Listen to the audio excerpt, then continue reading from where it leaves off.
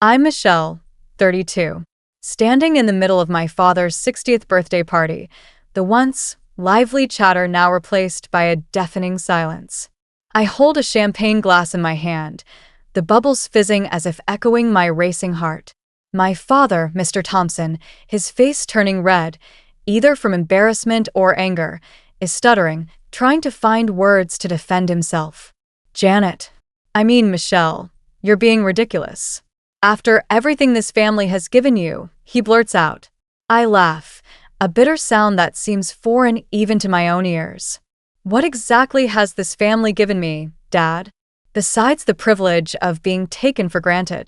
Just a few moments ago, his business partner, Mr. Harris, with a wide grin and a nearly empty beer bottle, had complimented the well-organized party. You've got quite the family operation going here, Thompson. This is some serious teamwork, he'd said, clapping my father on the back. My father, with that self-satisfied smile I'd seen 1,000 times, replied, Well, Michelle's always been the doormat in this family. She just soaks up everyone's messes and keeps everything running smoothly. Those words were like a sharp knife, cutting through the thin veil of my patience. How did it come to this? Growing up, I was the middle child between my older brother, Ryan, 37, and younger sister, Lily, 31. Ryan became a high-flying corporate lawyer, always in the spotlight. He attended the most prestigious law schools and now works for a top-tier firm in the city. Lily, on the other hand, followed in the footsteps of our family's medical legacy and became a brilliant surgeon. I remember my high school graduation day. I was the valedictorian, having worked my heart out for 4 years. But my parents missed the ceremony. They were busy driving Ryan to an important law school interview in another state. We'll make it up to you, they'd promised, but the promise faded like a distant memory. When Lily got accepted into medical school, my 21st birthday party was canceled. The whole family went out to celebrate her instead. I was just expected to be happy for her, to suppress my own disappointment. Despite being constantly overlooked, I managed to earn a full scholarship to the state university.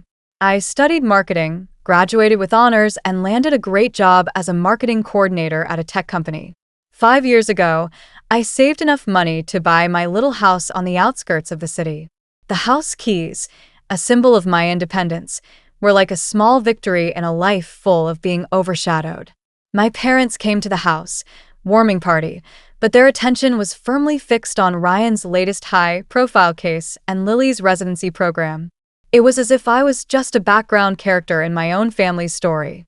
Every family event, be it Thanksgiving, Christmas, or birthdays, fell on my shoulders. I'd coordinate with caterers, send out invitations, and decorate the venue. The string lights that I'd carefully hang for each party were like my silent efforts, lighting up the events, but never getting the recognition they deserved. When my grandmother got sick 2 years ago, I took time off work to drive her to doctor appointments. When my uncle needed help moving last spring, I spent my weekend helping him. And when Ryan needed a loan for his new car, I gave him $3,000, which he still hasn't paid back. My mother, Mrs. Thompson, was always the peacekeeper. She'd avoid conflict at all costs. Whenever I tried to talk about feeling overlooked, she'd say, "That's just how your father is. Your siblings are so busy with their careers." She'd pat my hand, and the subject would change, leaving me feeling like my feelings didn't matter. For my father's 60th birthday, I took on the full responsibility once again. I spent 3 weeks planning every detail. I called a caterer, ordered the decorations, and arranged the backyard setup. I worked overtime for 2 weeks straight to clear my schedule, then spent my entire weekend preparing for this party. On the day of the party, the backyard looked like a dream. The flowers I'd bought with my own money were in full bloom, and the string lights added a warm glow. Guests started arriving at 6 o'clock sharp. I greeted them at the gate, directed them to the bar area, and made sure they had everything they needed. Ryan strolled in at 6:30 with a bottle of expensive wine. "Sorry I'm late, everyone. Traffic was a nightmare from downtown," he announced, handing the wine to my father with a big smile. "Got you that vintage Bordeaux you mentioned wanted to try." My father's face lit up, and he praised Ryan for his thoughtfulness. Ryan had spent maybe 20 minutes picking up that wine, while I'd spent weeks planning the whole event.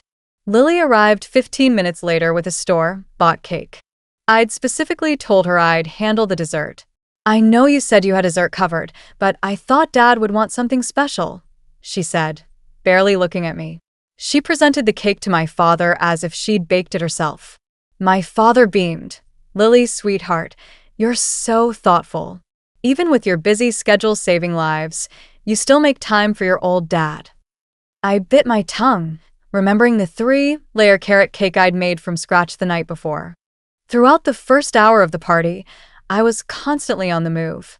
I refilled drinks, cleared empty plates, and made sure everyone was comfortable. When my father's colleague complimented the beautiful decorations, my father simply said, "We're just lucky to have such a nice backyard for entertaining," as if I had nothing to do with it.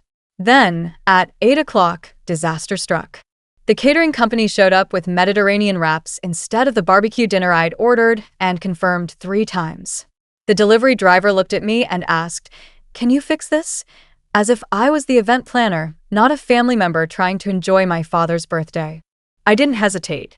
I called 3 different restaurants before finding one that could deliver enough food for 50 people on short notice.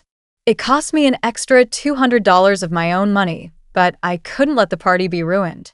While I was on the phone, through the kitchen window, I saw my family posing for photos, laughing and having a great time, completely unaware of the crisis I was dealing with. When I finally returned to the party with the news that dinner would be arriving shortly, my father was in an animated conversation with his colleague, Mr. Thomas, about how smoothly everything was running. "Thompson, you've really outdone yourself tonight.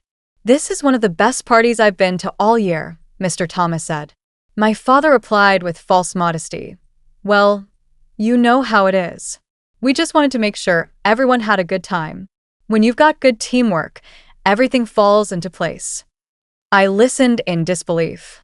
I'd just spent nearly an hour and $200 fixing a disaster, and he was taking credit for teamwork. During dinner, the conversation turned to family updates. My father proudly shared Ryan's latest legal victory and Lily's recent promotion at the hospital. When someone asked about me, my father simply said, "Michelle helps out around here. She's always been good at organizing things." It was like I was just a helper, not his daughter with my own achievements. As the night went on, I realized that in my family's eyes, I was just the problem solver, the one who appeared when needed and disappeared when not. And then came Mr. Harris's comment and my father's cruel words. Now, standing here, with everyone's eyes on me, I knew I couldn't go back. "Dad, you're right. I've been the family doormat for 32 years. But doormats are only useful when people keep walking on them.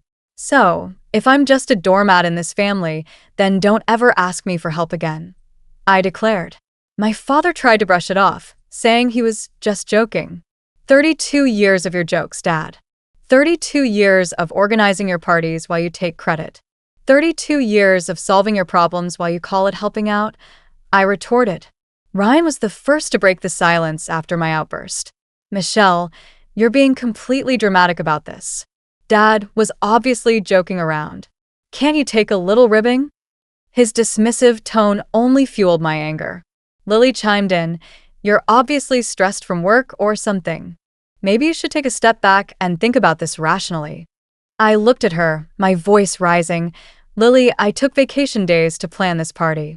I worked overtime for 2 weeks to clear my schedule. I spent my weekend and my money making sure Dad had a perfect celebration.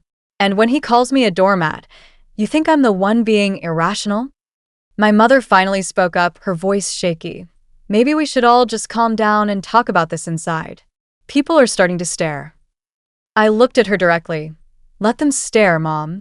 Maybe it's time people saw what this family really looks like." My father, his face now purple with anger, said, "That's it. I don't have to listen to this disrespect in my own home. If you can't appreciate what this family means, maybe you should leave." "Gladly," I said without hesitation. "But understand that when I leave tonight, I'm not coming back to clean up your messes anymore." I walked over to the table where I'd left my purse and car keys. As I picked them up, I felt a strange sense of liberation. I was leaving behind a role that had suffocated me for so long. The first week after the party was a strange one.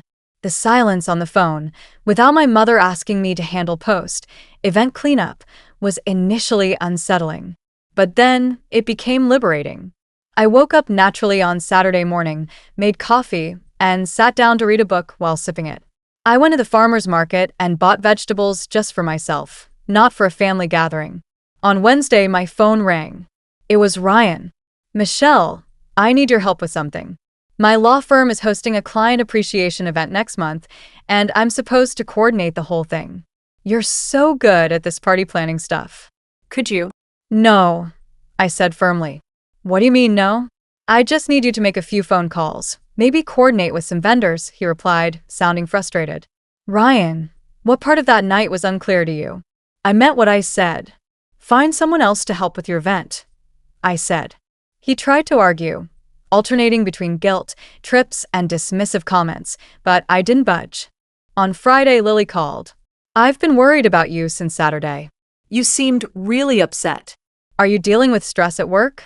Maybe you should talk to someone," she said in her doctor-like tone. "I'm dealing with stress from family, but that's being resolved." "Actually, I'm not interested in your fake concern," I replied. "Well, I'm calling because I could really use your help this weekend. My babysitter canceled, and I have to work a double shift at the hospital." "Could you watch the kids?" she asked. "No, Lily. Find alternative childcare. Your child care emergency isn't my responsibility. You're a successful doctor with a good income. Hire a professional babysitter," I said. She tried to convince me, saying it was an emergency and the kids would be disappointed, but I stood my ground. On Sunday, my mother called. Her voice was different, softer and more uncertain. "Michelle, honey, could you come over for dinner? Just you and me. Your father is playing golf with Mr. Harris, and I thought maybe we could talk." "What did you want to talk about?" I asked carefully.